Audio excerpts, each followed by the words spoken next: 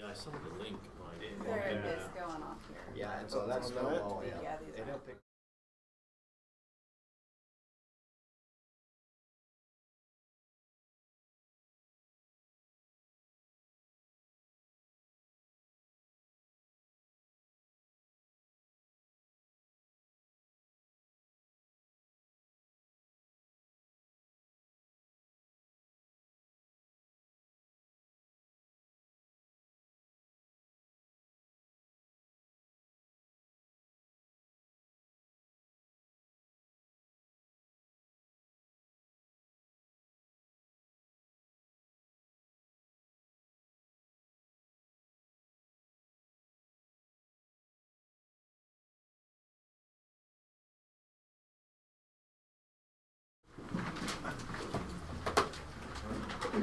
I pledge allegiance to the flag of the United States of America and to the republic for which it stands, one nation, under God, indivisible, with liberty and justice for all.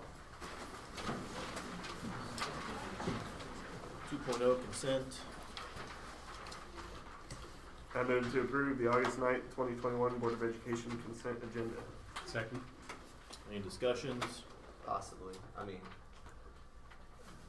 I know that there's been a lot of talk about back to school stuff, and so I don't know if we want to have just an open discussion about it, or just like if someone wants to say the current stance of what the school is moving forward with at some point during the meeting. But I mean, I think people are probably kind of want to know kind of what the current thoughts are for the school district. So, I mean, I don't know. Any other thoughts or discussion? I agree. I don't think it's a consent agenda item if I'm understanding you correctly, right? Well, I mean, it could either just be a discussion topic or just someone making a statement, a statement. Okay. He just has to say that before we. Yeah. So you'd like to consent. basically amend in a 4-4 discussion item? Right. All right, any more discussion? All those in favor say aye. Aye. Those opposed? Pass. 3.0 patron input. I didn't change my shirt. I couldn't find my accent. Lost it. Don't worry, I put a purple laser on, so all the attention's All on me. the- All the attention's on me. Get ready for the camera, aren't you?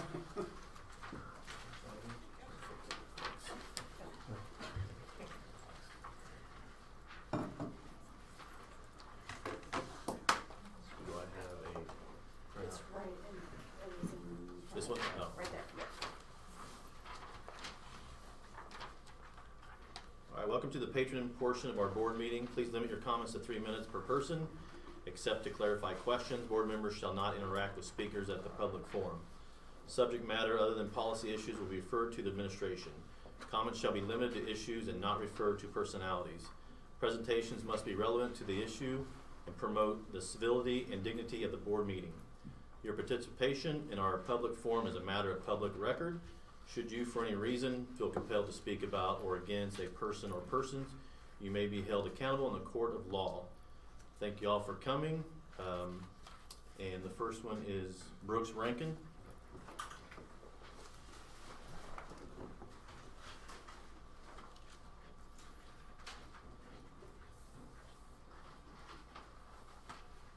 You got the timer.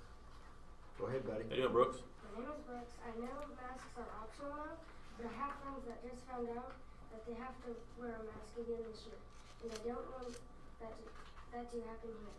Next week I start middle school after having a fun summer. We haven't touched a mask this summer and won't do it this school year. I was excited for school last year, but it ended up being the worst year of my life. I was in the principal's office constantly because I couldn't handle a hot piece of cloth strapped to my face.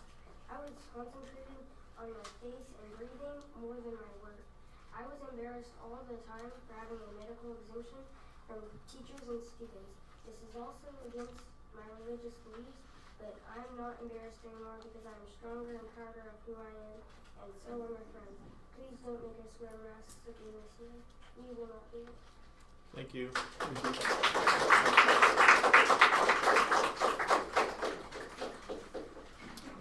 And Madison.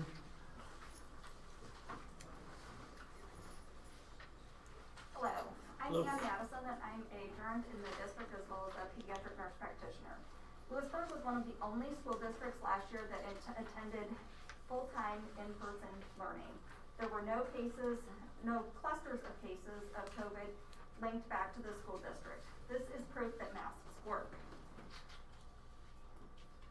No one wants their child to wear a mask, but it allowed our students to be in person last year. And this was vital to our kids' mental health. Both the CDC and the American Academy of Pediatrics have set forth COVID-19 mitigation practices, including social distancing, masking, and good hand hygiene. I hope with the rising number of cases in the area that the Louisburg school will reconsider their masking optional policy and make masking required. Without COVID-19 mitigation practices in place, there will be large numbers of students quarantined. And so then my question is, if we aren't following any of the recommended guidelines, how are we gonna educate our students when they're in quarantine? Thank you. Thank you. I think it's Randall. I can't read the last name. Any Randalls? Randall's Or who signed up third? third on the list. Randall Hawkinson, I think? Oh, I didn't understand the list that I was signing up for. Well, you got 3 minutes. All I'll yours. enjoy all three of them. I'd like to second the statement that Louisburg schools were in session for the whole year and there were no active clusters assigned to our school district. Again, that is proof that masks work. My personal experience with the masks is our granddaughter would come home almost every year with a case of strep, a serious cold, some other malady that she'd pick up at school because the schools are little germ factories. Last year she had absolutely none of those. Not one illness, not one sickness, and I'd say that's an additional statement that the mask did work. And I'll give you the rest of my time. Thank you. Thank you. And Lauren That would be me. Uh, Mascardelli. Mascardelli. It's not an easy Italian last name. All right. Good evening. My name is Lauren Mascardelli. I'm a full-time working mother with 2 children in the school district this year. Last year I homeschooled one of my children while maintaining my full-time job. It was not an easy year. I do not wish to repeat it. In preparation for my time tonight, I did some research on what it takes to be a KASB member. I learned a few things. One of which is that your role is an unpaid volunteer position. Knowing that, I'd like to thank you for your time and commitment to our children and our community. I can only begin to imagine how difficult the last year has been making the decisions you've had to make. With that being said, I would be remiss to not seize this opportunity to state that I am disappointed in the decision to not require masks. I believe that this policy should be fluid and should be based upon the number of cases in our community and the recommendations put in place by our local health department. I continued researching within the KASB candidate guidebook. Inside I found a following statement. A school board member's primary role is to lead, serve, and advocate. It also states that the school board should foster an environment of collaboration, coordination, and communication. I ask that you please remember those words as I continue with my statement. Collaboration, coordination, communication. I work daily with people from all over the United States. Many of these people are members of state school boards, district legal counsel, and departments of public instruction. When I speak with these individuals about how COVID has been managed in our district, they are unanimously appalled at the lack of information and communication that is being handed down to parents from weekly COVID cases that are happening in the school district. In my opinion, there is no justifiable reason why we as parents cannot be provided with a report stating the number of reported COVID cases in each building as well as potentially each grade.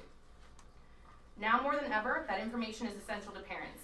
It has been decided that the decision for a child to wear a mask is up to the parents, which I will accept, but we are now, as parents, expected to make the decisions, but are not given the information to be able to make them well.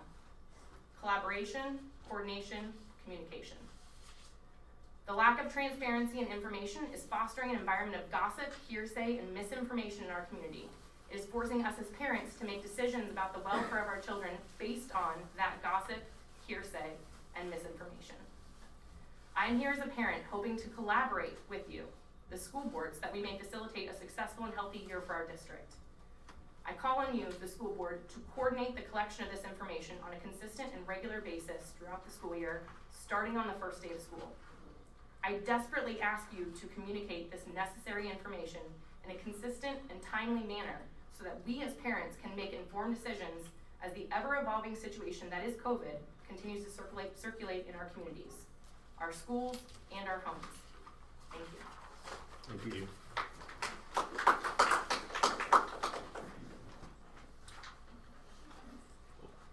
4.0 discussion, 4.1. All right, teaching and learning, I just was gonna have Mr. Tappan visit a little bit about our mentoring and induction with our new staff, and then our principals kind of highlight, obviously very early, they were with their entire staff today, and some initiatives for this year. So Mr. Tappan, take it away. Thank you. I appreciate always the opportunity to share some information with you. Last week, we invited 12 of our brand new certified staff members to join us for a 2-day in-service to kind of get them up to speed as to what it's about to be part of the Wildcat family. I want to give a big shout out to all of our directors. Each one of them had a certain amount of time to just share some different things with our new staff, because as you can imagine, just like a new student walking into our hallways for the very first time, our teachers were doing that last Thursday. So from Richard Griffin sharing information about our technology, making sure that each one of them had a laptop with a username and a password and actually could access their email on the very same day, although it sounds very small, was very exciting for new teachers that when they left here, they actually had access to their email. To Katie, talking to them about how our budget works from an in-house level, from our principals, to how it works out here with Dr. Bierman and Katie with regards to purchase orders, tax exempt status, and other things that are important. And one thing she definitely reiterated to them time and again is Dr. Bierman and the Board of Education stance, not for our teachers to use their own money before going to their principals and administrators and talking about what can we help them purchase to have the best opportunity for their students in the classroom. Lisa Casper, our HR director, had a chance to talk to our staff, our new staff, about benefits that come with being a part of USD 416. And then Jenny talked to them about everything you can imagine, from Talent Ed to Skyward to how our phones operate, just to some of the day-to-day operations. But to have that teamwork, I think really provided our teachers with what I think was the kind of the stepping stone to a successful school year. Dr. Bierman took time out of his busy schedule not only to welcome them and to listen to them announce and introduce themselves, but he also took them on a bus tour of the entire school district, and then sat down at the end of the day just to share a little bit about about his beliefs, his philosophies, and some of his own personal items like family and other things like that. I had the opportunity to share some things with them as well. We talked to him about our philosophy with professional learning communities. We talked to them about our high academic standards in Louisburg. Talked to them about their licensing process. And it was interesting for each of them to realize that each one of their licensees takes a little bit something different to recertify or relicensure every 2 years or every 5 years, depending on what their specific license says. Then we reviewed the master negotiated agreement that's signed by the school board president and signed by the presidents of the local education association, highlighting different things that they need to be aware of rather than hearing it after the fact. So we went and spent some time through that. We made sure that each of our new teachers, the first year teachers to the profession, had mentors. Earlier in the week and the week prior, they spent some time with Greenbush, but this year we made sure that all 12 of our staff members have a mentor in the building. So as you can imagine, if you were a veteran teacher at 20 years in a different district, you come here, things are obviously different. How does the printer work? How does the phone work? The little ins and outs, we made sure that even our veteran teachers, but new to the district, have a mentor in place for the school year. At the end, Dr. Bierman had our friends from the Maritime, our financial planners, share some information with the teachers.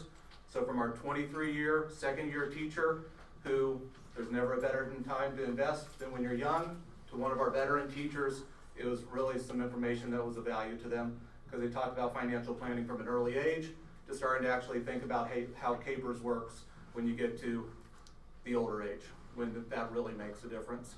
The feedback was very positive. They had a great first 2 days, and then today they were with the entire staff. But I was really excited about just how this team came together to provide a real positive experience as we welcomed them to our Wildcat family. Any questions?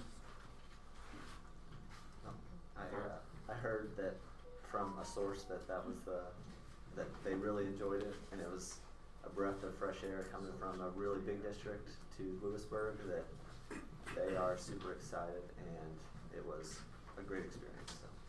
I would agree with that. We had a couple teachers, one from the Shawnee Mission District that has come in, one from the Kansas City, Kansas District, and for Dr. Bierman to spend an amount of time with them, for those directors, I think kind of left them in a little bit of shock. Like, we really are a family and we really do care about them. I didn't shock them with the purple jacket till today. I didn't want to scare them off. So today the entire staff got to see it. So. All right, I just asked our principals to share just a few things, so we'll start from the bottom up. So Do I have to go up there? You Can can I just, stand yeah, here? just stand there's fine. Okay. So Richard will have you on that. Oh, good. Perfect. I am just going to talk about two things real fast that I want to make sure we highlight at Rockville. First, just the bond issue, although Rockville wasn't kind of directly touched with bond money, had it not been passed, we would not be getting the new playground that we have in the back. And our population of students with special needs has more than doubled from last year to this year. And so the fact that we now have an ADA playground, we have a communications board through a PTO community grant, is going to be huge for our students. Kids that had a hard time connecting with peers and telling teachers what they wanted to play with and what they wanted to do at recess will now have the ability to interact with one another, interact with their peers and their teachers and our playground in a way that they were not able to before. The amount of equipment that we have that is now accessible to students in wheelchairs is wonderful, and I could just cry knowing how much that is going to impact our little ones with special needs who, although they're in the minority, sometimes it's easy to forget that we have to include them, and they need the same opportunities that the rest of our students have. So I'm very excited for them, and in particular with that playground that we have.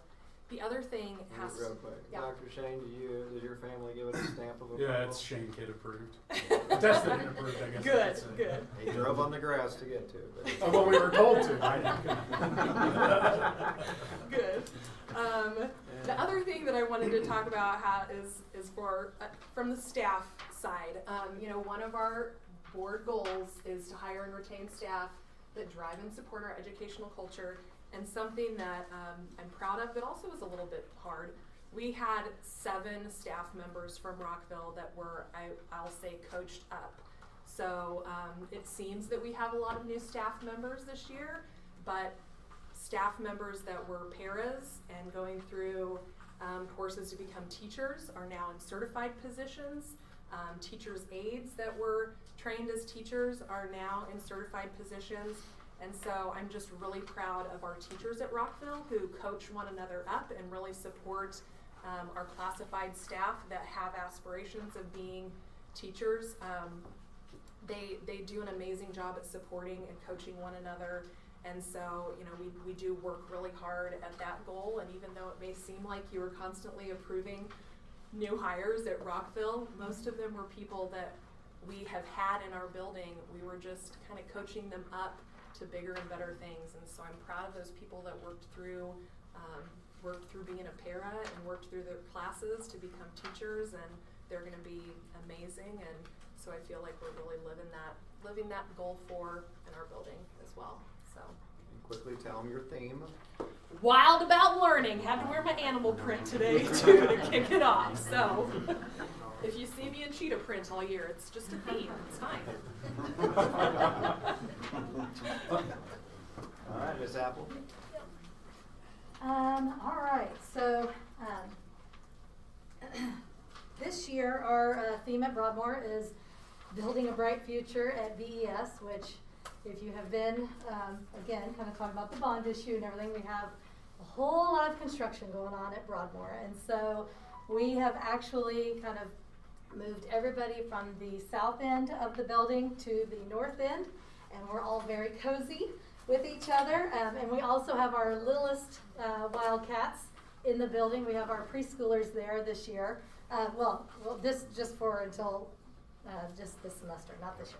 And so we're just excited because all the classes have already kind of gotten excited about having the kiddos having like story time buddies and we used to do second grade buddies at Rockville, and they're kind of excited to have that opportunity now as fifth grade buddies that they can go and work with our little ones. So we're excited. It's going to be great. We also have just a whole lot of work to do with our interventions and our state assessment data. We're going to be diving into that here this week and looking at what we need to do. Our scores were great. How can we get them to be even better? And so excited about some of the in-service topics that we have coming up on that. I'm also excited about the 7 Mindsets program that we have K through 12. I think, having all the different construction going on and all of sometimes our mindsets might need a little boost, might need a little positivity. And so I'm excited about what that book has to offer, not just for our students and our families, because I think our social workers are going to be really involved in that as well, and bringing back more parent involvement in our community outreach, but also just with our staff too, and just kind of, I've already kind of plugged in some of that for our staff PD throughout the year. So excited about that as well. So, yeah. So we have Thank you. Mr. Proctor? By show of hands, did anybody get a little worried that our parking lot wouldn't be done by the first day of school? I never doubted it. Yeah, as I would go around, I'd run into somebody inevitably who was like, that thing gonna be done? But middle school, we're just excited because we're the recipients of a lot of community support through that bond, and a lot of it is capital outlay by the district, but our building is getting a huge facelift, and you've heard it said, I know Dr. Bierman's talked about it, but it's really cool to see the staff coming in on the first day and they look around and like, oh my gosh, this place looks very, very different. And I'm not numb to it, but I've seen the building at its worst now. So I've seen the floors torn up, I've seen all this kind of stuff, but also a huge shout out to Dr. Bierman, because he was in our building working right alongside a lot of those crews. He was getting his kids helping to paint the inside of our building, and he was in there, and he's always looking out to make sure that those things are being done right. So if I just go through the list, we've got new bleachers in the gymnasium, new floors throughout the building. Oh my gosh, the parking lot, and that's going to be a big thing that we're going to communicate with parents about at the beginning of the year, is how we've got this space, and it's all by design for student safety. So it's going to be a much bigger loop. We won't be backing up on 68 Highway anymore, which is a good win. And there's just lots and lots to be excited about. The classrooms look fresh. There's new carpet in every classroom. We've got new TV panel displays. We're increasing technology in the building. It is the time to be excited in our building. And I know as a classroom teacher, as soon as summer would start, about 3 weeks in, I'd be ready for my class, like, oh, I'm excited to try this new thing. And we are just feeding the fire with our staff. So we are getting them primed. We're priming that pump. So when those kids hit the door, their eyes are going to be this big. And they've got a brand new place to be. We're looking forward to our 6th grade orientation day, where we bring in our 6th graders next Monday, just them, to get comfortable in our facilities. We practice lockers, we run through schedules, we do all that. And it's always a good time for kids, puts their mind at ease. In my last Sunday message, I put out a video tour of the building for all our new kids, because we've even rearranged classrooms. We've asked a lot of teachers this year. I got one nodding right over there. We've actually rearranged. This is a great opportunity for us to align where our classes are in the building. So now we have like a 6th grade wing of the building, a 7th grade wing of the building, and an 8th grade wing of the building. So kids are going to love it when they get there, because it just makes more physical sense. So yeah, I'm excited for the year. Lots to look forward to. So one exciting thing that Mr. Proctor forgot is we also did brick tuck pointing. Oh, that was the best part. But that's very neat. This seems to be the official place to stand. So, a few things real quick. I'll try to be as brief as possible here. First off, I heard some people comment earlier about family, and a huge thing today was just the idea of seeing everybody again. That first day is just great to see everybody for the first time over the summer. You know, it's real. You know, I was telling my staff this morning that my secretary, Sharon Murphy, she was actually my para for several years when I was a teacher, and then the moment that I had an opening to bring her over, she became my head secretary at the high school. Well, she became an empty nester. She became an empty nester over summer when both of her kids moved off to K-State, and they are rooming together, which that's probably a big win for her. But where did she come the day that she sent her kids away? She came up to school, off contract, to open boxes, all that stuff. I was in the office working because where does she see her second home? With her Louisburg family, okay? That is finding your happy, and I preach that to our staff, and we believe that. Find your happy. If you're not happy, you need to find it.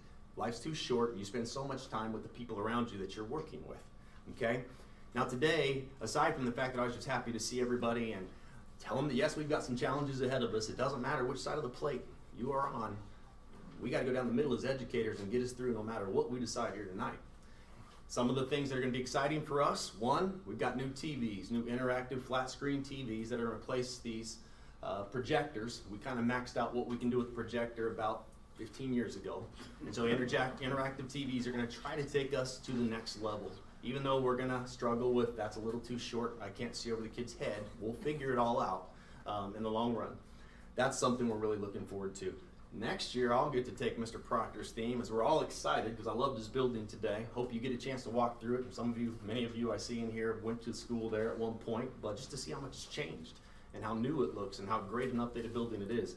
Next year, we'll get the opportunity to show us our new addition to the south side of the building that all of our school is really excited about as well. We do have a new schedule change that we're going to be looking at mid-September. I'm hoping that we're able to implement it. It will address so many different needs. I don't want to let too much out of the bag because I'm going to address the whole community with it in one of my messages as well. We'll call it Wildcat Academic or Assistance. But just a brief tidbit, imagine an hour where kids can just go and do whatever they want. All right? Now, as long as they maintain that responsibility, as long as they've earned that, they're keeping their grades up. I mean, don't we do it in college? Okay? They've got their grades up. They're going to see who they need to go. They learn that skill of, you know what, I got a game tonight. Maybe I should go see Miss Peyton so I know what I'm missing. Or tomorrow I'll go do it during that time if I did miss it. I don't want to let too much out of the bag. You get the idea of that, but it's something I'm super excited for, and I can't wait to implement at our school. Be careful hating on those projectors. Mr. Morgan's going to get you. Oh, I know. He was asking me where his was today. Thank you, guys. 4.2, budget discussion. Okay, we do need to publish our budget in the paper. Katie will have it in the paper on next Wednesday, the 18th. So I always, every year, like to go through some highlights of the budget, get any comments or questions from the board before we do publish it in there, and then come back in September for approval. Of course, there's been some changes at the state level as far as budgets. Usually it's a month earlier. So usually we're approving the budgets in August, but this year will be in September. So going a quarter of a fiscal year without an approved budget, I mean, in schools, it's just how it used to be 2 months, now it's 3 months. So money's there, but that's, you know, I don't know what other business operates like that where you go that long without an approved budget, but that's just in schools and Kansas finance, how we go through it. So just want to share a PowerPoint for many of you. This looks very similar once it comes up on the screen to, there it is, to what I show most years. So we'll start with the general fund. The general fund, 20 mills statewide levy, so 286 school districts, doesn't matter where you live, 20 mills are levied for the general fund.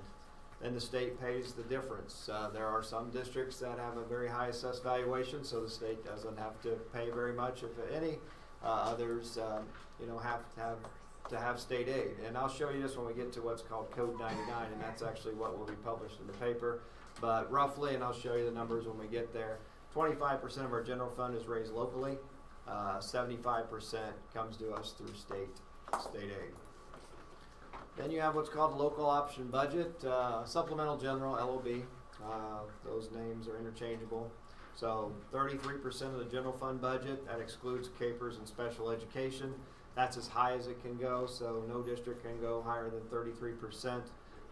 That's funded by local taxes and state aid. So currently state aid flows in through the LOB at 39.47%.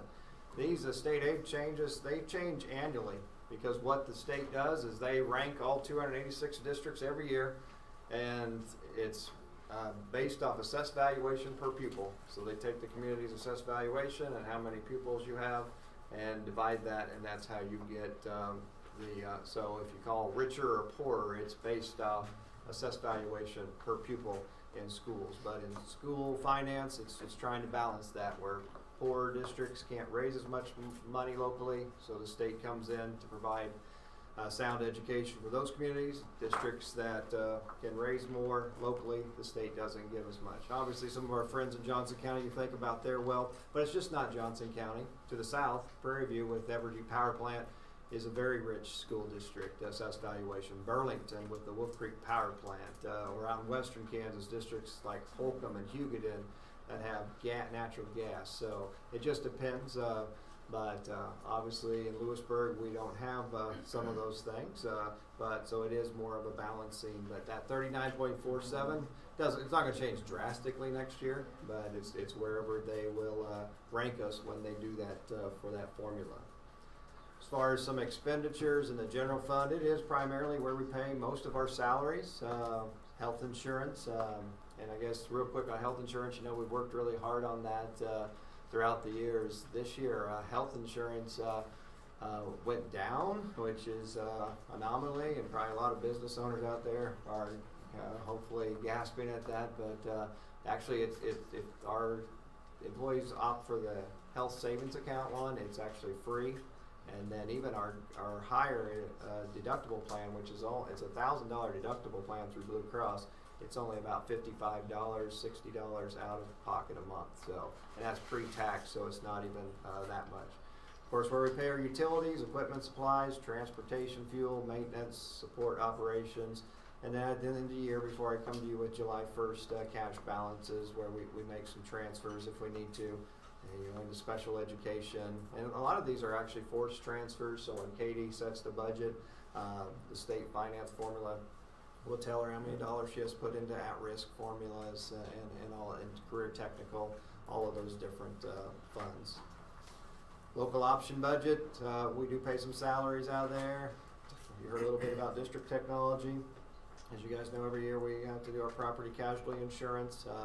Textbook and curriculum, we do support that as well as our parents at enrollment time, supporting our athletics and activities, and then our bus operations too. So when we do buy a new bus, we do look at coming out of this fund. When we were at Durham, our monthly bill came out of LOB, so when we bought our buses years ago, we just kept that same expense line item in the LOB as well.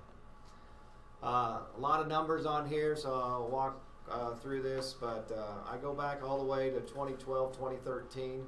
So this line, and I don't know why that's down there a little bit, if that bothers you, sorry. But assessed valuation for the school district, we're 156 square miles, so you can see how our assessed valuation is when 2012, just ballpark, 112, 113 million, dropped a little bit, 111, 110, 113, 116, 122, 130, 140, 149, 162. So that's our assessed valuation for the school district. Louisburg, Kansas, the actual city would have a assessed valuation. The county would have an assessed valuation. The state would have an assessed valuation. But that is our 156 square miles at 162,000 or 162,918,381. So when we talk mills, remember 1 mill is 1/1000th of a dollar. So 1 mill generates, or if you just use the rec association, we're going to talk about the rec. 1 mill for the rec generates $162,000. Last year was $149,000. Then our bond debt, so 2012, 41 million. You can see it's paid down, and then with the passing of the bond, 28,700,000. As far as the mill levy history, once again, take you back to 2012. Total mill, you can look at these funds, you can see 20 mills, and like I said, whether you're here, Blue Valley, Galena, it doesn't matter. Every one is assessed 20 mills in the general fund. But in 2012, our mill rate was 66, 66, 65, 66, 64, 64, 64, 64. With the failure of the bond at first, it dropped last year to 45. This year's mill rate with the passage is 50, but that's still, as you can see, about 14 mills, 16 mills to some of the highest mill rates there. A little comparison with districts around us. So what I put up there, and there's a lot of numbers up there, but that shows our league schools. So the Frontier League, it shows all the Johnson County schools, so some of our area schools. I'm very proud that up there we will have the lowest bond mill rate, 9.75. We'll have the lowest overall mill rate. And this right here, this third column, breaks it down to if you owned a $200,000 house in any of those communities, what your tax bill would be to support the school district. Then you can see what the averages are across there, the highest and the lowest, which is Louisburg across there. Now, what I have in bold is our proposed budget. I want to put a little disclaimer. I don't know what these school districts' budgets are going to be because they're doing the same thing you and I are doing. So these, everyone else, and that's not bold, those are last year. In bold is what ours will be. They're not going to change a lot, so I'm very confident. I know I've already talked to Paola. They said their mill rate's going to be a little higher than 50.495. They're not happy, but they couldn't get that low. So that's exciting to me that we can have a lower mill rate than Paola as well. So you see Olathe, so that's be the highest. Olathe, $200,000 house, $1,544, where our $200,000 house is $1,115. Now I know a lot of people don't understand how mill rates and my taxes work, so I always share this with the board, and I'm thankful there's a big community presence here so they can kind of see how the mill rate works. So the top one is 2 years ago, so when I mentioned that our mill rate was 64.847, so you can see first the general fund. Now every home gets a $20,000 exemption, so if you have a $200,000 house, you can see then it's $180,000. They assess that at 11.5%, so your assessed valuation is $20,700 times 20 mills gets you a property tax of $414. Then all the other funds, so LOB, capital outlay, and bonds, or for us too, the 1 mil and the rec go in that other fund. Homeowners don't get the $20,000 exemption in the other funds, but the formula is the same. So you can see in 2019-2020 school year, or 2 years ago, $200,000 house at 64.847 was paying $1,445.48 to support the schools. This year's proposed budget, you can go down with the mill rate as I showed you of 50.495. That $200,000 house, it's $1,115.39, or $330 decrease on that. Now this is homes, and everyone in this room has a different value home, but the formula doesn't change. If you have a $80,000 house, you could put 80. If you had an $800,000 house, you would just put that up there. A property owner, so if you own businesses, it's a little different formula. So if you have a business and it's worth that $200,000, they do not, the state of Kansas doesn't give a business owner a $20,000 exemption. And then they're assessed at a higher rate. They're assessed at 25%. The formula is the same except those two things. So as a business owner, you could take out the $20,000 exemption. You could take the 11.5 and put it with the 25%, and the formula would flow the same. Now, as far as ground, that is complicated because you could have mineral rights. Is it pasture land? Is it farm ground? How much has it been producing? So there's averages on all of that. So I can't just throw up a formula like this for property because the county does assess those all differently based off of a variety of reasons up there as well. But I do always like to show that. So that is how the mill rate and the property taxes for school districts is figured. Just for school districts, I'm not in charge of how the city or counties or libraries or townships do it, but for a school district standpoint, that's how it is. These numbers are too small, so let me get out there and show you the same thing. but it's what in the budget formula is code 99. This one came through better, so especially when I blow it up. So remember when I talked about, now if you can remember the PowerPoint and go through here, I'll remind you. So see, this is the 2021-2022 proposed budget. Here's our general. Over here it shows 20 mills. So remember when I said state ponies up about 75%, so the general fund's 12.1 million. Local taxpayers pay 3 million. 75% comes from the state. Then you go down to the LOB. As I said, it's 39.47%. Now, if you do the quick math on that, you're going to say that's not quite right there. Well, remember the LOB has a balance. So like last year, we had a better tax collection rate. So we started with that like 385,000. So that actually comes off of there as well. So that's why that math is not quite, if you would take the almost 4 million into 2 million, you're not at that 39.47, but you have to back out our starting balance in there as well. Of course, this one, capital outlay, and we're going to talk when we get into bond things, and I've provided you some updates on obviously the Rockville parking lot. As everyone that's been here in attendance sees, our some issues with the walls out here at Circle Grove. So it is important to have a capital outlay fund when you have some unexpected building needs. Cost of living, which is going way down. I mean, we were assessed in 1.825 mils, 2.14. You can see it's only less than a half a mil there. Our bond funds, so 2 years ago, our bond funds were 21.532. Yeah, they dropped way down, and now they're back at what you just saw, that 9.75. Another number I want to note is, and these are actual, so these are audited numbers. Of course, this is just a proposed budget, and then this form shows the last two state, districts are audited twice, so these are audited actual numbers. And so if you go down here to the taxes levied, you can see 2 years ago, we levied locally 8.8, almost 8.9 million.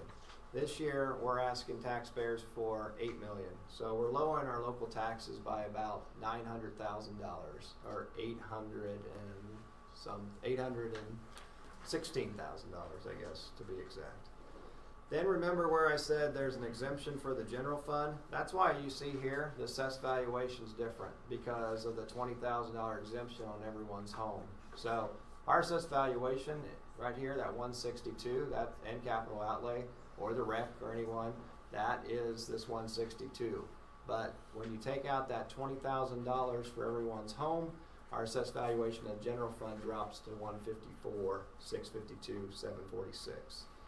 And then this is I shared our outstanding bond indebtedness, so jumped up obviously there with the passage of the bond. And this, and we've already sent to Janet White, this is new, that tax neutral rate that districts or any taxing entity is required to publish as well. So questions anywhere? This is the form that every district puts in the newspaper. Like I said, it'll be in there on August 18th, and then the budget hearing will be on Monday, September 13th, our next budget meeting. But I guess as a superintendent, I'm proud that we can do as many things as you heard these guys talk about, and that you guys know we do have the lowest mill rate around, and continue to do great things. So Dr. Bierman, where's the estimate for the budget line item for cost of living? Where does that come from? So obviously we see that it went from 1.8, 2.1 down to 0.47. So the state, so the cost of living, as a reminder, is only districts that have a higher assessed valuation home can get that. So not all can. And that is told how much we can. So it's because why we lost ground on that one is because other richer districts, so the average home in Blue Valley and Shawnee Mission and DeSoto, even though everyone in this room's home went up, those patrons' home even went up more, and so that caused us to go down on that. So we can't actually leverage any more in that. So I assume, when we were at this 2.14 mils or 1.8, we were keeping ground with them, but they just are probably obviously not only building new homes at a higher rate, but more of them as well. So that's why that went down.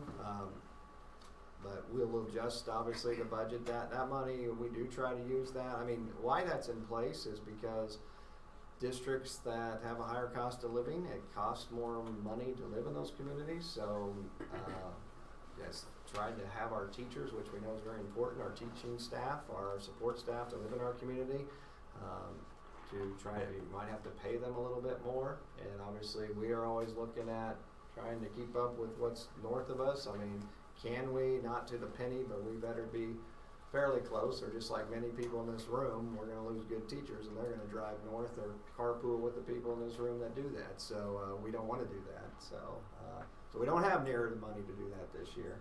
And unfortunately, we don't know that till you guys, and you're on the negotiating team. We negotiate with our teachers, and then that's settled. And then about in July, I think, Katie, we get that number, and so that is a challenge. School budgets are so cyclical. You just, but we roll with it. But that's a big discrepancy on that one. And could you remind us where we're at on the LOB and capital outlay relative to revenue neutrality? Yep, that's down here. So on the neutral rate, and even though they put the general fund on there, every district would have received this, but it's state law that it has to be 20 mils. So for neutral tax rate, it's showing right here that the general could have went down to 18.286, but it can't, so it bumps it right back out up to 20. So capital outlay to maintain the exact same dollars. Oh, there's a pesky fly. Rob, you said you took a shower, but I did. But, the neutral tax rate, so the capital outlay could have went down to 7.346 to garnish the same as last year's 8. That's back to 8. And then LOB, it was 13.344. It could have went 12.328. You can see how the cost of living went down, and then obviously the bond and interest. But if you look at the total, if you take out the jump of the bonds from 2 to 9, we actually would have been below. Because see how it's 17 to 22, so that's 5, and the 2 to the 9 is 7. So next year, I think this will look drastically different when we're stable on the bond fund. But with our higher one, and then it went way down and came up a little bit. But you can see the overall from 17.486 to 22 is 5 mil increase, but bond and interest was a 7. So when that's static next year, which we plan on probably a bond fund mill rate of about 9.75, that's what we kind of told the taxpayers if they voted yes for that.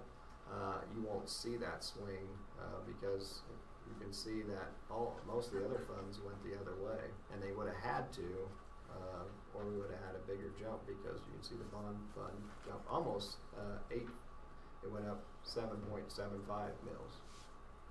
So, yeah, we sent this to Janet White as we're instructed to, and so she has this, and this will be, you'll actually have 2 budget hearings on September 13th to approve this and then to approve this one. So this is new for all entities. So with the revenue neutrality, with the LRC, do we not need to list that? Because if they're maintaining a 1 mil and then possibly moving up. That's for next budget year. Oh, yeah. So if they get that passed in November. Well, but I mean, even for this year, even if they maintain it to 1, with the mill rate going up, they had to do their own revenue. They do their own, yeah. Even though they're not a tax. Yeah. So they sent that over to the county. Yeah. Okay. So, and then if when they same thing, if they publish a budget hearing, it's good, then we'll send that money on. But yeah, they had to do the same thing. That's why you don't see that on here. Gotcha. Okay. Well, we'll ask for approval. That was just discussion, and then we'll come back in 5.1 and ask for approval of that and any other follow-up questions, so Katie can send it over to the Miami County Republic. So. Okay. 4.3 bond update. Some of the principals stole my thunder, but that's okay. Like I said, Pete forgot about the brick tuck pointing. If you're curious what brick tuck pointing is, a lot of schools, since they're big and have long walls, they have expansion joints, and so they really took all the caulking out and recocked it, and which is very important for the life of a building to not let that water in. So if you were driving around in June at the middle school and you saw people going around on the outside on those lifts and cranes, that's what they were doing. So, but out here at Circle Grove, inside moving along very well, over on the south side with plumbing and HVAC. Obviously, we've ran into some outside brick issues and some wall issues, and so we're working through those. A bond issue is just like remodeling your house, where when you decide to remodel, you think you know the scope of it, you think you know the budget until you tear the wall down or you pick up the floor and there are issues. And so, but we have contingencies built in from obviously our budgets and the bond budgets as well. The most pressing out here are, and as you guys can see, the walls from this one coming in, when they took down the brick, there are some holes, and then down by the gym, obviously, there are some big cracks, and so structurally, we need to get those fixed. In all of these bond projects and our projects, I don't want to just, because we could just put brick back on there, and but I also know what's behind there. That east wall, you can see, has a big crack in the middle. The north gym wall does, and they're just not structurally sound. And so we still are working on pricing, but what you see out here that we didn't know about is going to have a large price tag. As I told you in my Friday notes, probably somewhere in the $400,000 to $500,000 range to get that fixed. But the new brick, as you guys saw coming up, this building's going to look exciting. As Ms. Fleming said, when we bring our Circle Grove preschool back here in January, it's going to be really exciting for our staff and students out here. So rolling with the punches, like I said, just if you've done remodeling, you know those things can happen. At Rockville, obviously, Ms. Fleming talked about the playground, but we did have parking lot issues over there. In the scope of the bond was just what's called a 2-inch mill and overlay. Well, when we started doing that, the entire parking lot, it just looked like jello, and when trucks would drive on that. And actually it had a very thick asphalt base, but what that means is the subgrade was in poor condition. In fact, when McEnany, the asphalt company, they can take that milling machine from 2 all the way down, and they took it all out, and there was no rock base in there. It was just, looked like mud, and so you could put 20 inches of asphalt on there, and it's not going to help with that. So we had to rip all that out. So if you've been down Rockville, we did the parking lot out front, the staff parking lot in the back, and then the straightaway off Rockville Road. And but that was the first change order for just the parking lot was $412,000, and then the straightaway off of Rockville was another $130,000. So we had to spend an additional $550,000 on the Rockville parking lot. We were not able to touch the bus loop. We hope when the dust settles and we get everything finished, we will. But we also know we're probably in the same boat there. That we're not going to be able to do a 2-inch mill and overlay. We're going to have to rip it out and put it back in. We're going to have really good parking lots though when this is done, because this parking lot is being, and it was already in the scope. It's all coming up and back in. Of course, the middle school, if you watch that, they ripped it all out, put the good rock base in, and what we have there as well. At Broadmoor, last Friday, we did what's called the final turn page. So we went through having more things than I wanted to even know about, but it's okay. I learned a lot. I probably asked more questions than the people that know all that stuff wanted me to ask. But so that's in their final process. September 1st is when Naples will solicit bids, and they'll open those September 23rd. And so obviously, just like before, then you'll get all that information on Broadmoor. So September 23rd, we'll see when they can punch the numbers, if we need a special board meeting or that can wait till October. But that's kind of the time frame there. The middle school, Mr. Proctor talked about that. One thing, the high wind shelter, you see they ripped off the greenhouse, and so I know it looks like an eyesore right now, but they had to do that because that's where the high wind shelter is going to go. So they're going to slap that new high wind shelter next to there. That's all been approved, so you'll start seeing the dirt work people come in soon and pushing the dirt and then putting the footings, and so you'll be seeing some progress there very soon. At the high school, we have a turn page this Friday, and then the bids for the multi-purpose room, August 20th, those go out, and then September 9th is when those bids are due. So we'll see how those come in, if they want to package those and have you approve those, but those are our two kind of big projects still left out there on the bonds as well. So it's challenging. It takes a lot of time. But I'm still dedicated to providing everything. I told the staff this morning that what they thought they were going to get, what our patrons did. It's nice just going back to even when you do a home remodel that exactly how you think it's going to work, it does, because then you can also do something else in your home. But no one knows that more than Mr. Vickery, obviously, the amount of houses and businesses he's been in. But we're still committed. I'm not in the sound the alarm stages yet, as we have a good capital outlay fund. We put contingencies in the bond fund, so I would definitely be letting you know. But I also am committed to doing it the right way. Like, we could have just put 2 inches of asphalt back on the parking lot at Rockville, and I would have been back at you in 3 years and said, hey, it's all cracked, we need to do it again, because it just would have been flowing. We could have put brick on here, and that would have not been good, because that would have been a major safety issue with those walls behind there. So do I hope we get no more of these surprises when we tear into Cindy's building? Absolutely. But that building, built in 1977, of course the south wing was built in 1992, so who knows, but that's what I'm hoping for. Everyone can knock on wood, but if not, we'll go with that as well, and I'll keep you updated as well. All right, 4.4 discussion school opening. Yeah, I mean, I just I don't have the answers. I don't know what the answers are, but I just know that even when some of the people were speaking, just what are the current standards in regards to what are the requirements for a quarantine, if it did happen. So what are the current Miami County guidelines or whatever they are. I don't know what that is, and so do we know that yet? Or, so quarantines, I mean, as far as if you've been vaccinated, if you've had COVID, and if you've been vaccinated, there's really not a time stamp to be. So it sounds like right now you would not be quarantined if you've been vaccinated.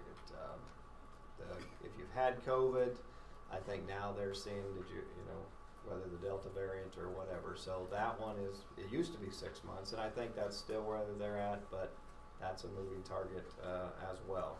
As far as in the classroom, it's went from 6 feet to 3 feet, and so they'll obviously, if we have a positive case, the Miami County Health Department or KDHE contact tracers will come in and ask for seating charts, and our classrooms are considered low risk activities, and so there's not a lot of transmission, unlike our sporting events, which were where most of our quarantines were last year. So they'll look at all those factors. They'll look at other mitigation strategies we have in place, like our panda cams. Everyone just walked through those coming in here, our sanitation or our sanitizers, our social distancing. Like I said, that 3 feet, who was wearing a mask, who wasn't, and then they'll let us know on that. As far as quarantines, there's what's called a required quarantine and a formal quarantine. So when you get a quarantine order, they've informed us those are required. If a student or staff member would not abide by that, then the county has the authority to issue an enforced quarantine. What that means is then we get involved, then we get the sheriff's office involved to issue that enforced quarantine as well. So do you have that language in writing from them? I can get that for you, because as I said, I mean, we had a meeting last Tuesday, and so I shared with this board, the recommended versus required, and when I said that, they quickly said no, it's required, and like this fly in my face, and enforced, but yeah, I'll get that for you.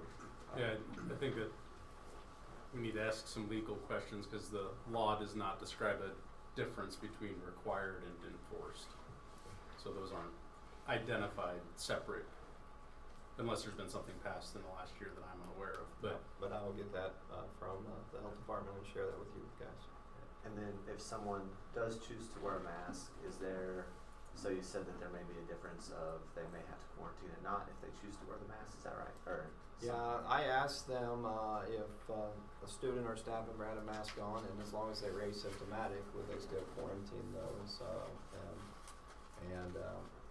They said that would be a case-by-case basis, because I believe if a student or staff was wearing a mask, and they are asymptomatic, they'll continue to wear that mask. We would monitor that. We'd ask families to monitor that. That student or staff could possibly still come to school, but that'd be part of their contact tracing, or if they turn that over to KDHE to let us know on that one. Okay. So definitely the 6 to 3 feet with that mask wearing. That should help as well. Okay. And then, are we kind of following the same guideline if someone is quarantined? Is it kind of following the same thing we did last year where, I guess I'm not sure what the entire process was for a teacher to get them work or how that worked, but what was there was state changes on that. Legislators changed. Last year we were able to do a lot of remote learning.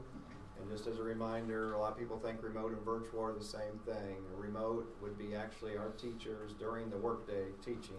Virtual, you could wake up at 2 in the morning and log on and start your class as well. So the state really removed the remote option for a lot of districts. Probably not for Louisburg because we were in session, but for districts that weren't in session. So I don't think we were the example they were trying to enforce on that, but obviously it's statewide. So districts can only provide 40 hours of remote learning, so practically 1 week. So we would work with those families. We would remote, but our secretaries not only keep attendance logs, but they would have to keep that as well. So obviously last year taught us how to remote learn, so we're ready to do that. Some families will probably choose to do that. Others might just the old-fashioned, just give my kid a few days of work and we'll come back. So if they choose the remote learning, we learned how to do that last year, but we do have that 40-hour stipulation. If you go over that, then from a funding standpoint, the state will consider that kid a virtual kid. And even though base state aid's a little higher, you lose all the weightings of that, so you don't get any of the other weighting factors on a virtual kid. They just get that base state aid. And we did expand our virtual program, so we now do have a K-12 virtual program. We partnered with Greenbush for the K-5 program. Obviously, we've had our 6-12, so that is important that hopefully parents that choose that route allow to work through our virtual program. That keeps Miami County taxpayer dollars in Miami County versus the Inside School at Spring Hill or K-12 in Lawrence, or the big Kansas Connections is clear across the state in Elkhart, Kansas. So when families enroll in that, they're taking their tax dollars to those counties. That's why you see those entities on our TV channels, because they want our tax dollars. So it is important if families choose that route to call Mr. Tappan, and he can put our families in touch with those virtual options. Sounds good. I just had a couple questions, so I just wanted to go over those. Do you have any, in your discussions last week, why down here we're not following the KDHE guidance? And I know it's kind of everywhere, especially rural. Kind of what's the rationale there to not follow any of that? Yeah, in our meeting last Tuesday, Rob Roberts was in there, so one of the 5 county commissioners, and he made it, probably at the beginning just said that the county, he reminded us they did not enforce one last time. Obviously, we know the city of Louisburg didn't either, and that they would not be doing that this time as well. And it was at that time that we started hearing about what Johnson County was going to do, and then their commission did vote for that, I think 4-2 to do that. Now we're seeing what the Johnson County schools are being required to do. But he gave actually no indication that would happen at the county level. To answer specifically why, I don't know. Those would have to be asked. I don't want to speak on the commission's staff, but we did get a statement saying that they would not do that they would leave it up to local boards like you to and do that. Of course, the Johnson County came out and said no, schools will do that. So you've seen some changing. I know Spring Hill has a school board meeting tonight to discuss that. I don't know where Gardner sits on that one, but that's why you've seen the changes. Before that, You know, Blue Valley, Olathe, definitely Spring Hill, they were gonna be all optional, but then the county came down and said and so you're seeing different models. I believe Blue Valley is saying high school doesn't need it. Olathe and Shawnee Mission are K-12. I don't know what Spring Hill will decide tonight as well, but yeah, I can't answer the specifics on that, John, why they choose not to, but I just know Commissioner Roberts said that they would not. Was there any discussion about gating? Yeah, we talked about that and what that would be, and we just really brought up any sickness. So in the past, where the health department would really come in and visit with schools, about should you still think about being open is about a 30%. So just take COVID out, that would be a flu or anything where that's kind of their gating. You know, last year obviously we didn't get close to that. That would have been alarming, and we would have had more discussions with that. But Did they give a time period? So 30% incidence over 30 what period of well, time? that'd be 30% gone from school. So you know, mass quarantines, a lot of infections, those types of things. So at one time, just like I said, any sickness, where if they would say, you know, and they cannot. And you still have that authority, and they did share that they could help us and work with us and recommend it, but they can't shut our schools down. I guess, you know, sometimes you hear that. You know, that's the impression I had last year was that, you know, and I think we all did, that whatever they said was gospel, and you know, when they said shut down, that's what you had to do. Yeah, and they did share that with us Tuesday. That is in your power. Obviously, if it's that high, we're having conversations. And that would, I mean, I don't think anyone would disagree. That's an alarming number. We didn't get close to that last year, but if for whatever reason we had 30% of our staff out, or, you know, if you think about that, we would have a hard time having school open. Yeah. You know, if we have 30% of our bus drivers out, 30% of our food service, custodians, teachers, that would be a challenge. And then 30% of our student population as well. So, and that can be by building. So we wouldn't have to make a district. So if for some reason there's a higher cluster outbreak at Broadmoor, you know, we would look at that building. Obviously, if it's district-wide, we might have to do that as well. You know, a lot of these things, that's where it's difficult this year versus last year with the mask in place. A lot of these items that, you know, people maybe want the answers, it's truly going to be a case-by-case basis this year. I would equate it to, it was easy in the school because we had masks on, and so, you know, a lot of these questions people want to know, you know, what are you going to do? Well, that's up to KDHE and Miami County Health. We didn't have all the answers to the football team and the basketball team. They told us what to do. So it's, as I know, a lot want to know what's going to happen or why is that not out there. Now it's going to be up to the health department and KDHE and those contact tracers. So that's where it's very difficult to put black and white, because that black and white would maybe work for one situation, but it's not going to work for any other situation. So that's just, we rely on the contact tracers and to do their investigation and to inform families on what they uncover by that as well. So Miami County didn't provide any specific guidance of their own? Oh, definitely no. To help us, they're falling back on KDHE and CDC. KDHE Yeah. and CDC. Yep. No, there was no specific Miami County. My problem with that is we're not health officials. We're board members. And in effect, no board member probably appreciates what everyone at that level is doing to us. I feel like they don't want to make the decision, they don't want to deal with the politics, and they're just shoving it down to us to say, well, let's just let them make their local decisions and everyone will be happy, right? I don't see how that is right. I've been grappling with this for about 4 weeks now on what is really the right thing to do. And I guess what it comes down to for me is we have agencies that this is their job and they are afraid to take a stand. They're afraid to say, here's what we're going to do, guys, one way or another. And we're just going to make recommendations now. And we're going to ignore those recommendations. Yes. And that should be alarming to a lot. I mean, I know it's alarming to at least half of the community that has been contacting us over the last several weeks.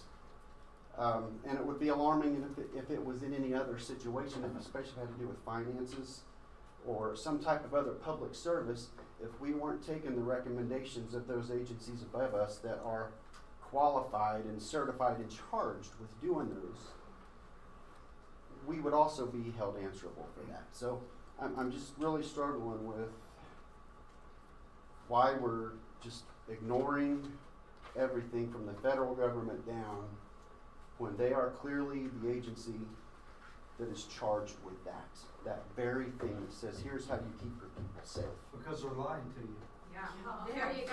That's right. And Thank you.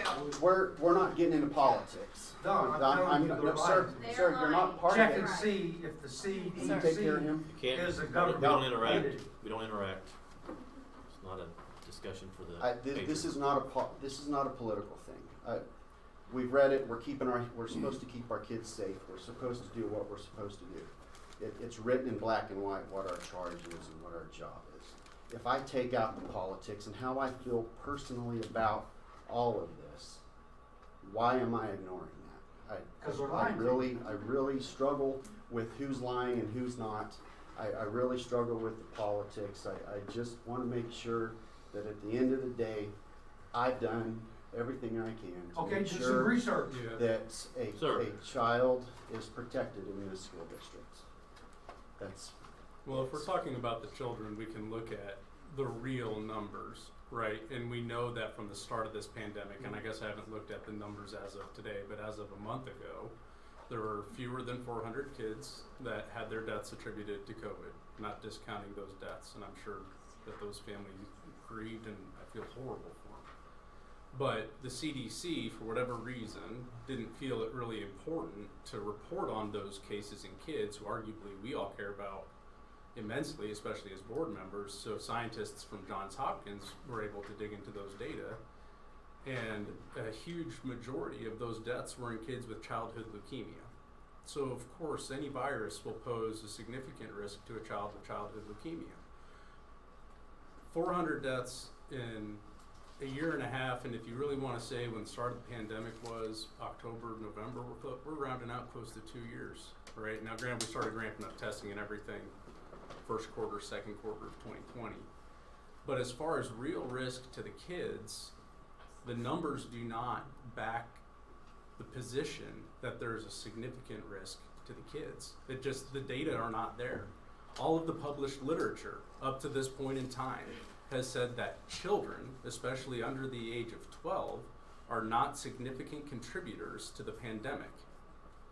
And so it's kind of these kinds of things that when I try to talk to KDHE and I try to talk to MCHD and I try to collaborate, I even talked to state epidemiologists and everybody up at Office of Vital Statistics, told them exactly, and I don't know how many of you knew this, I tried to request the data, aggregate data out of EpiTrax to say, how come our state has not found it important to do a breakdown district by district or at least county by county on school-related clusters and report that to all of us as school boards so that we can sit down and say, what's the real risk to our kids, what's the real risk to our staff, and what mitigations have worked, what have not worked.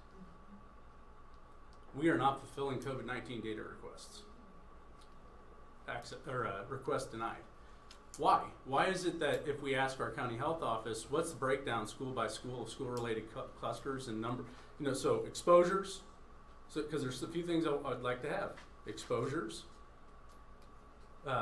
test positive, clinical infection, hospitalization, and death. We can't get those numbers from MCHD. What have they been tracking? I don't know. Right? So it causes a lot of concern that when you do try to communicate, when you do try to collaborate, and when you do try to say, let's have real scientific inquiry, it can't happen because our state isn't cooperating. Our local public health office isn't cooperating. Why do they not want us to see that data? I can see the statewide clusters on schools. I can see that we've had 56 clusters, I think 1,800 cases, 27 hospitalizations, and 1 death in the last year and a half statewide. But I can't get that broken down on a county by county basis because it's not on the state dashboard. You won't be. Well, how useful is that? I don't know if 56 clusters came from one county or 56 clusters came from all the counties, what schools drove it, what schools didn't drive it. 27 hospitalizations, 1 death. So when people are asking to implement policy that we know without a doubt negatively impacts the learning environment, the onus is on them to provide the data to support why I would strip that positive educational learning environment from my teachers and from my students. The onus is on them if they are going to be the ones making the request for behavior change or even stripping of liberty. And they have failed to do so. CDC is the exact same. And I will stand by that firm as day. And John, you know this, I'm a veterinary epidemiologist, so it's not like I'm just blowing smoke up everybody. When I request the data, it's because I wanted to do an actual analysis, actual data. I called contacts of mine at public institutions of this state, said, would you like to collaborate on an analysis like this? Could you find a graduate student in public health that could help collect the data from school districts across the state? There are people that would like to do that, but for whatever reason, I can't get the data. Now, it sounds like some of our patrons know for a fact that we didn't have a cluster associated with Louisburg. I don't know where that came from, because I didn't get given that information when I requested. But I do know for a fact, well, there had to be a cluster because we had quarantines. So there had to be, right? So some of it is consistency and trying to follow the information. Get the vaccine so we can end this pandemic. Oh, well, guess what? Best estimate on infection prevention for the Pfizer vaccine, 60%. 60% efficacy for infection prevention was what was shown in the clinical trials. Real world data, it's coming in less than that. The Associated Press says 99% of new cases are in unvaccinated patients. Really, what data did you use to look at that? 99% of all new cases since the start of the pandemic, or 99% since we hit a certain percentage rate. I balance that against what's going on in the UK, what's going on in Israel. Israel has the second highest vaccination rate in eligible people in the entire world. First is Malta, 99% of their population. Israel is second. I think they have about upwards of 90% of their population vaccinated. 80% of their hospitalizations and deaths are in fully vaccinated people. So this is why, when it's, well, follow the CDC, well, we've been dinking around with this for over a year and a half. Yep. And y'all can't even give consistent, scientific, sound information and data. Period, end of discussion. You're damaging our kids, you're damaging our teachers, you're making it hard as heck to give a quality education. So until you can give me the data to compel me to say that is worthy, like the 30% number, I'm going to give an example here. 30%, I think that is an incidence rate to start thinking about closing down schools or mitigating. That's way too high. Way too high. We should be talking 10 to 15%, saying, we better do something about this school building. Right? But why can't we have these conversations? And why aren't the people that we're supposed to trust, why can't we have that conversation? And why aren't they giving the data? And that's the why. And that's why I'll stand firm and say, I don't care what, at this point in time, KDHE has not earned my trust. At this point in time, CDC has lost my trust. Amen. So, it's masks on our kids. As adults, we're like, I'm going to go out to dinner, we're going to go to a concert, we're going to do whatever, no masks. Well, CDC just said, guess what? Vaccinated, probably still ought to wear a mask because you can still transmit the disease. With a pretty high probability, especially if it's the Delta variant. And the question is what's the real risk? Delta variant's 3 times as transmissible. Yep, darn straight. Because when you socially distance, when you do all the other mitigation strategies, what does the virus have to do to survive? I mutate to become more transmissible.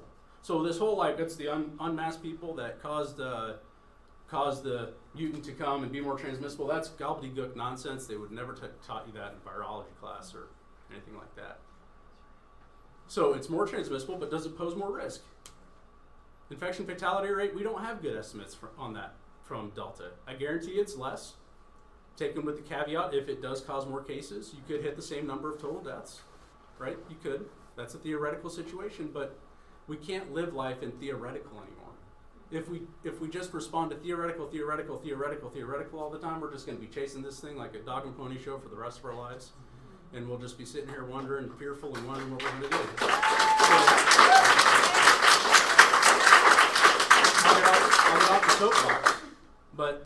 stand firm. I think we made the right decision a month ago. We made the absolute right choice. People can accept their own personal perception of risk, and they can do what, and I've told people, and to those of you I haven't responded to, I will respond to you this week. Everybody can take their own perception of risk and do what they feel is best for them and for their families. Absolutely, and I will always support that. Full support. I'll get off my soapbox now. You're right. So my question, I mean, obviously I know, we all know how that Doug feels, and you do have the benefit of that experience and that training and knowledge. Most of us don't on school boards. So yep. my comments are to us to make sure that we are doing the right thing. If we all agree individually as a group of 6 that that's the way we want to proceed, then that's how it's going to go. But I feel, as you brought up, that the community has the right to know the how and why, no matter what the decision is. And right now it's vague at best. And I think that's a fair thing, right? We need to. And I think last year people called and couldn't get a hold of them, and when they did, I think people got different answers. You know, it never was consistent from them. Well, and everyone's That caused the community a lot of confusion in the community because they weren't getting they were getting different information from different people that called. You know, Yeah. So here's a good why. We are really dang smart in Louisburg, Kansas. We can look at the real world data and the real world evidence, and given our experiences in the last year, we know that while we had a great year, especially relative to what happened in districts around this country last year, and our staff did a phenomenal job, it was not optimal. And it was hard for the teachers, and it was hard for the students, and we know that. And so right now, there is not a perceived or even realized risk-benefit ratio that exists to err on the side of putting on masks. And the real-world data supports that decision.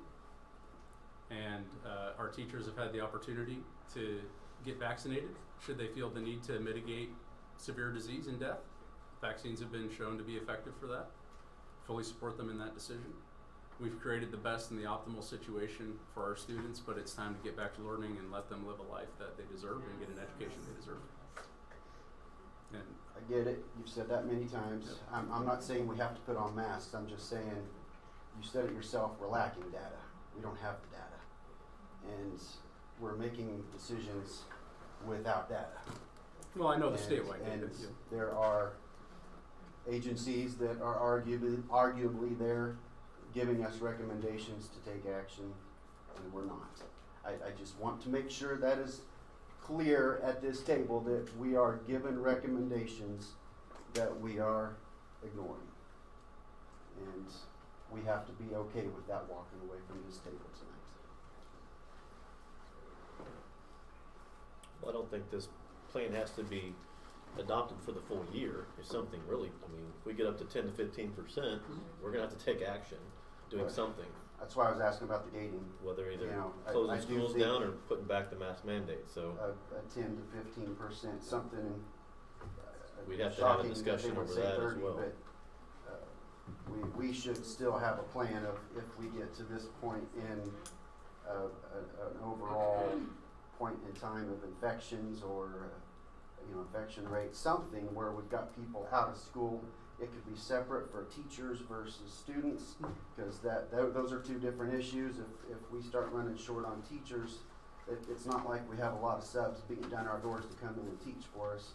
So there's a lot of different things to consider as far as keeping the school doors open, and criteria for teachers could be different for students, for example, staff and students. it gives us greater flexibility too, because if the community can trust us to be responsive and take our duties seriously, if something does seriously change. So for instance, there's a new variant that does really infect kids and puts them in the hospital, you're darn straight, probably call a special board meeting, right, to make sure that we're responding accordingly, even if it's happening outside of our community. But the last year, right, we bound ourselves to that policy for the entire year, which was arguably a mistake. we could have been more flexible in how we approach that policy. We should have that flexibility for this next year, because these things are dynamic and they change all the time. So to Rob's point, absolutely, we need to be just responsive, ready to go. I don't know that we need to make any change. I think everybody seems to agree that 30% seems a little high. Yeah. So as long as you guys know that, but you know, we need to have the flexibility.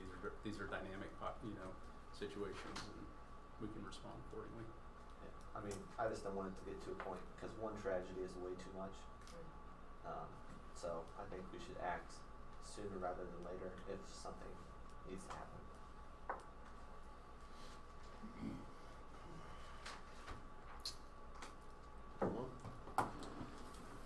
All right. 5.0 action items. 5.1. So I just a formal action, so we can send this to paper. I know we discussed it in budget. As you're not approving our budget, that will be in the budget hearing in September. But this is just to share what we discussed, and then you can see Rob will sign this, and Jenny will sign this, and Katie will send that over there. I guess my only comment would be is I'd really like to, totally happy with taxes being lower. Awesome. The only thing is on capital outlay. That'll be the only thing to nitpick on. I would really challenge us as a board to come up with a really robust, obviously we can use it, well, we've got bond projects, we've got all this stuff and whatever, but I'd really challenge us to come up with a pretty robust, why would we not take the neutral rate? Why are we gonna go ahead and have an increase in capital outlay? Acknowledging that the overall is still less, but it'd just be something I would challenge us as a board to consider as we move towards budget approval.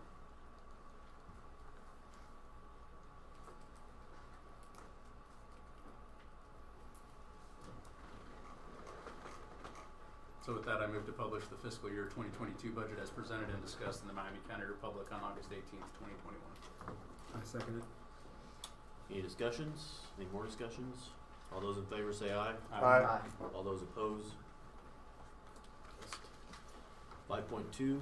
Okay, Louisburg Rec Association, and actually I had two conversations with two board members Jacob and John, I remember when this was in place about the LRC being formed and the mill rates, because they did question why is this coming to the board, and honestly, from a legal standpoint, it doesn't need to. But when we were LRA, it was a volunteer group, and they wanted to establish the Louisburg Rec Commission. They had meetings. I went to it at Timber Creek and others.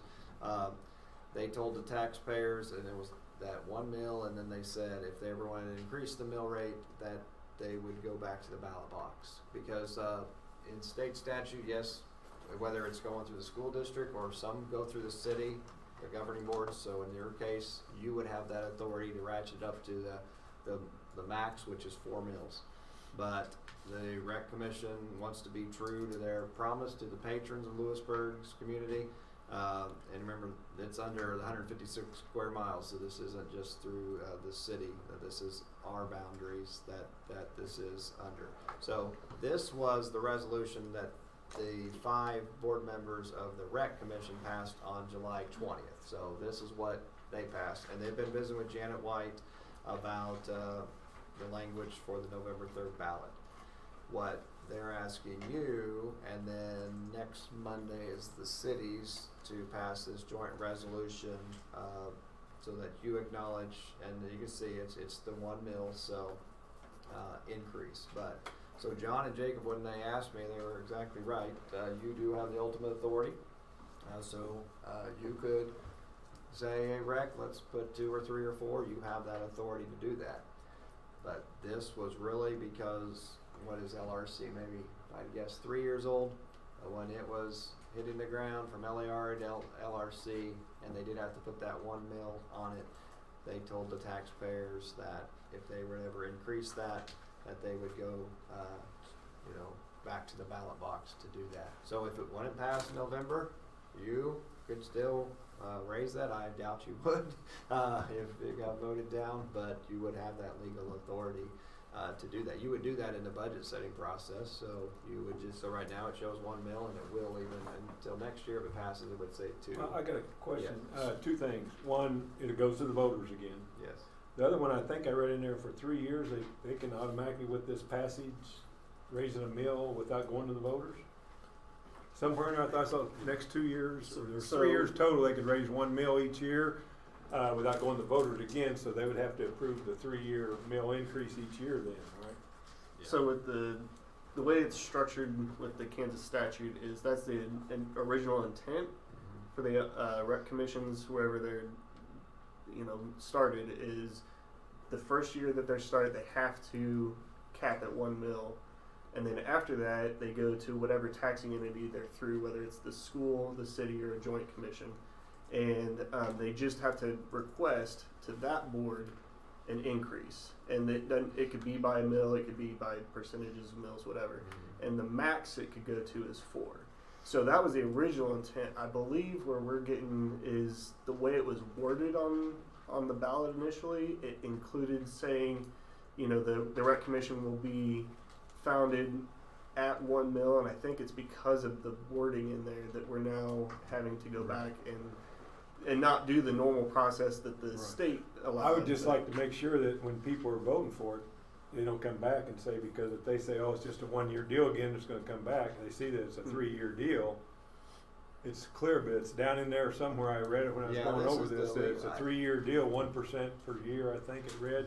And visiting with Diane, I think, they're going to start obviously just sending out a lot of information, having meetings regarding this to educate the public as well. I mean, obviously these resolutions are a lot of... Because that can make a difference to a lot of people, the 3-year versus a 1-year, go another year and see how it goes and then do it or something. That depends on what people's mindset is, but I read that in there. I thought, well, is that going to be a good thing to help it pass or not? I don't know. Is anybody from LRC, so Jacob, you sit on the board, right? Is anybody He's else from on the board LRC right want to now. talk to us He's about not, he's not on the board, he's the school board's liaison. So what's the justification for the request? The biggest is they would to improve our baseball and softball complex out of Louis Young. There's just no way that could probably start without another 1 mil increase. I think they're looking at maybe a joint involvement from the school district, the city, and obviously this 1 mil from the rec commission. But it would be to improve our baseball, softball complex, potentially build a new one. But so they've had some conversations, but until this would be potentially approved, there's not the funds to do that. So what can they accomplish with $162,000? Well, so if they did, so they can do a 10-year lease purchase as a maximum. So I was just throw out a number. If they did a $2 or $3 million complex, so like I said, that 162, but that's this year. So if that assessed valuation continues to go up, I mean, I haven't done the amortization schedule, but they might in 10 years be able to garner $2 million. Let's just say that, and then whatever this school district would want to contribute to city. There's other options I've talked about, obviously advertising.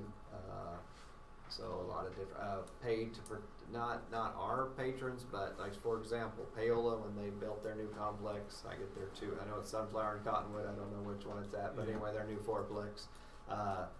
They charge outside groups, so not Paola, but a lot of traveling teams need fields, and so they make about $40,000 to $50,000 a year on rental, and then what they allow is civic groups, school groups to man the concession stand. So Jim Morgan might be out there for a weekend and then be able to take his kids to Indianapolis. So there's a lot of funding silos that potentially could come together for it, but without this, it's probably obviously not going to. And I think that'll be part of the campaign, that they will share that with the group as well. So it's really not that they have insufficient funds to operate the current system, it's that they want more funds to build new baseball fields. Yeah. And Diane is coming to the next meeting, and she does a yearly one, so definitely we can ask her more of that, but I believe, that is correct. And they have done I would say, an excellent job, the Rec Commission. That does read as though they're wanting to increase it to 2 mils next tax year, and then 3 the next, up to 4 the year after that. Is that? 4 is the max, right? Is that the intent? Of starting with the one. I I and can't answer that. I would say that it allows them the authority to do that, not, I don't know if that's their intent. Without, without having to go back to the ballot and without going back through previous documents, did we ever make a commitment regarding this? I don't. For the baseball, softball? No. Well, no, did we ever make a commitment on how any changes to the mill levy are going to occur in the future? I don't remember off the top of my Well, head. it's always been this, it would be that this board made up of 5 people in the community, just like you guys would work in this entity to come up with recommendations that then they would bring to you for approval, as well as the city, since we kind of do even though from a taxing entity it goes through us because they can leverage a larger mill rate. I don't know what this is. Say the city's worth 50 million, as we see we're worth 162, so they get more money in this situation. But that it would always go to the city, the school district, and then the patrons for approval. And I don't have a problem with it. If the patrons approve it, then It's I'm a good all for it. observation. I like Jacob. So I is think voting on the it was resolution ballot. seen as an endorsement, or is it just seen as an acknowledgement? That you will allow. We're allowing it to be put on the That ballot, if the, basically. well, and is then all if we're the doing. patrons would approve that. So at it the could be viewed ballot as an box. acknowledgement or an endorsement, I suppose, depends on each person. Well, here's the resolution you're signing with into the city, so I guess. So when it comes to the 4, the maximum of 4, so in 2 years, we could be like, no, it's gonna stay the same. They couldn't just automatically do, we would still have that You call. always will have the final authority on that. So we would still have the call. And it costs us nothing. It's just Right. whatever the Yeah, patrons. and yeah, since it's a general election, Yeah. it costs $0 to put it on the, Yeah. you know, if you do a special election, obviously, it does. Yeah, I guess if it's just, if it's to build ball fields, then I would want them to make sure that language is transparently and honestly communicated, because while I wasn't on the board at the time, the first bond issue failed, and one of the projects, right, was ball fields. So the patrons of our district already said no to ball fields once. I don't think can change their minds. Just, it's, the way that I read it. So if it's on our website and if it's on this, then I definitely see it as it's kind of an endorsement for, right? So. Yeah, and a lot of it, they need improvement on the fields that are there, for one thing. That'd probably be their first thing anyway, is to improve the things that are there. Kind of what a feedback I heard on Dr. Shane on maybe why some didn't vote for that one, and I don't know, but and any board members speak up, but obviously they knew we had a big park out of Louis Young, and so that some patrons would actually endorse this, that hey, we have because it's Louis Young as opposed to building a whole. We have the infrastructure out there, just don't build for the school, which we had talked that we would have opened those fields up, but obviously if we would have owned them, we would have needed them first, so more of that. We have that big community park out there, and so, and actually, at the time, Representative Vickery, obviously he's retired now. I didn't know that the school district honestly could enter into like an MOU. I thought we could only do what you see we're doing, spending our dollars on our property. And Gene had found that we will, if the board, if this passes, you kind of see that stair step. If this passes, they kind of figure out what they want to do. The district decides X dollars for the years or whatever, we'd have to obviously sign an MOU. I didn't honestly even know that, but Gene Vickery had shared that with me.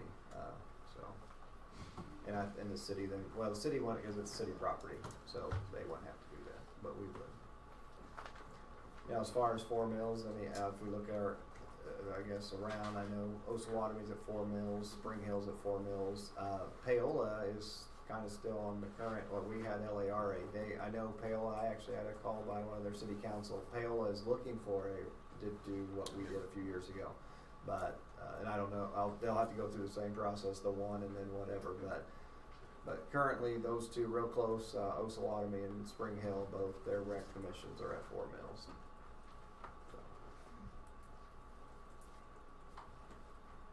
I move to approve resolution 082021 as presented. Second. Any discussions?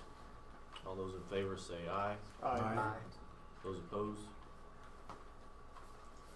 Passed. 6.0 announcements. September 13th, 2021 regular board meeting at Circle Grove, 6 p.m. And 7.0 adjourn regular meeting. I move to adjourn the August 9th, 2021 regular Board of Education meeting at 7:38 p.m. Second. Any discussions? All those in favor say aye. Aye. Those opposed? Meeting adjourned.